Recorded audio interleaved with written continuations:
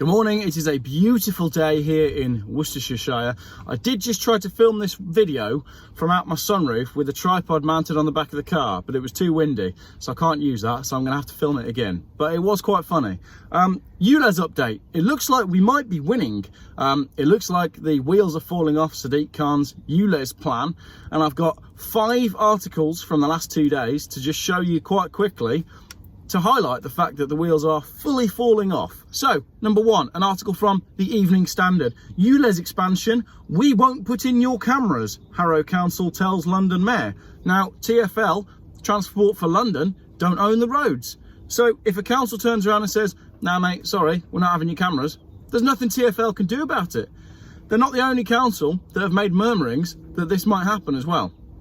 Number 2, from the Daily Telegraph. Rishi Sunak attacks Sadiq Khan's Ulez expansion as unfair tax on drivers. Rishi Sunak, our billionaire Prime Minister, who doesn't seem to care about anybody except himself and his wealthy donors, says it's an unfair tax on drivers.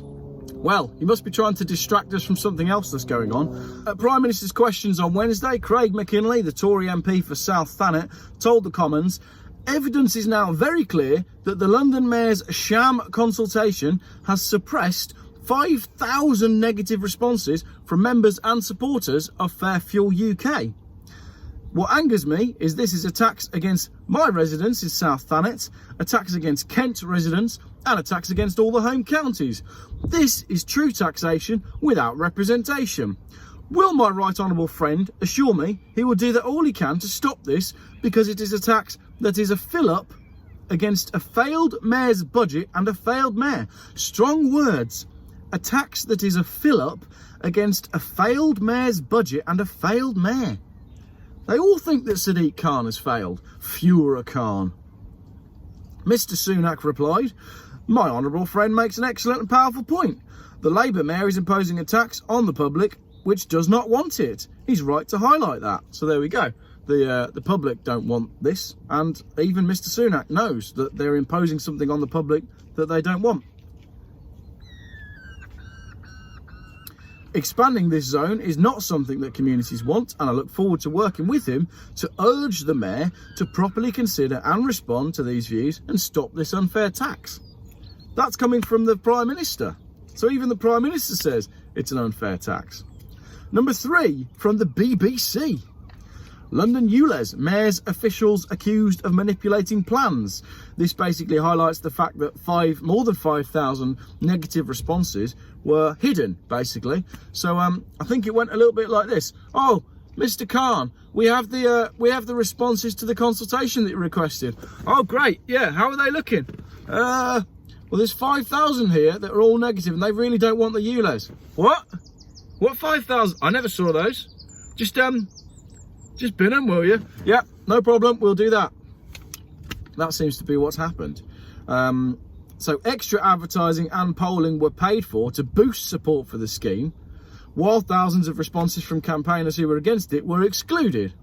Well, that's basically like the same as election fraud, isn't it? You're not counting the votes. That's election fraud, which is being committed by someone in a high office. So that's bad. Number 4. This is one of those real cheesy blogs, 8 crazy facts about Ulez, but who it's been written by and what their purpose is also quite interesting. So, Ulez expansion will cost £400 million, the same as 1,000 electric buses. Ulez is another squeeze of £12.50 a day on working families. Ulez is unfair on commuters and businesses in outer London. 5,000 innocent drivers have already been fined £160 from car cloning. Transport for London could lose as much as £100 million from the scheme due to a lack of non-Ulez compliant vehicles. Ulez discriminates against people who can't afford newer vehicles. The Labour Party and Liberal Democrats are supporting the Ulez expansion, and you can say no to the Ulez by filling in this petition. But that's from Merton Conservatives. So even these smaller Conservative parties are against the expansion of Ulez, and you'd expect the Conservatives to be all behind this. And I guess this is where it's good that we have a Labour mayor and a Tory government, because if the Labour mayor proposes something, the Tories think it's crap based on the fact that he's Labour. So maybe that's good. Finally, number 5, as a plane comes over, again they are after me, A change.org petition. Stop Mayor Khan's Ulez zone extension to the North Circular. 230,000 electric car. 230,000 signatures. You can't film anywhere. I thought I'd do something different by not filming in my car, but the car shields you from all the noise. Even though I'm out in the countryside, there's either a fucking helicopter or a leaf blower or someone using a chainsaw. But what happened to peace and quiet?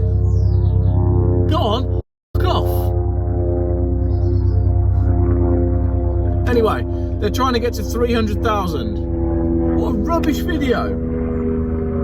I should just stick to what I know, shouldn't I? Stick to filming with my phone velcroed to an old sat-nav sat in my driver's seat. Anyway, if you made it through that video, the code word for if you made it to the end of the video is Geoff, just use the sat-nav. So anyway, that's it. That's 5 reasons in the press why Ulez may fail, and what a disastrous video. I guess sometimes that happens. Almost as bad as the time I tried to film out my sunroof with the tripod on the back of the car. Thank you for watching. Yeah, look, just on the end of that video, this is quite funny. I've been trying to film down this road all week because it's been flooding and the floods have been changing. And the other day I could not get through here because it was so deep. I filmed in the Alpha, I filmed a few times in my Volvo, and the water level has been fluctuating. Tried to get down here just the other day to make a video, and as I was wading my car through the water, I heard a strange noise and I thought, something just fell off my car. I went backwards and forwards and I could not find anything, so I thought, oh, maybe it wasn't. But as I've come down here today, I must show you, there was something that fell off my car. That is my under tray. So, don't drive through floods, kids, because you'll lose bits off your car. I'll put that back on when the weather gets warmer, probably in June. This involves a lot of farting around. It's a nice day though, isn't it?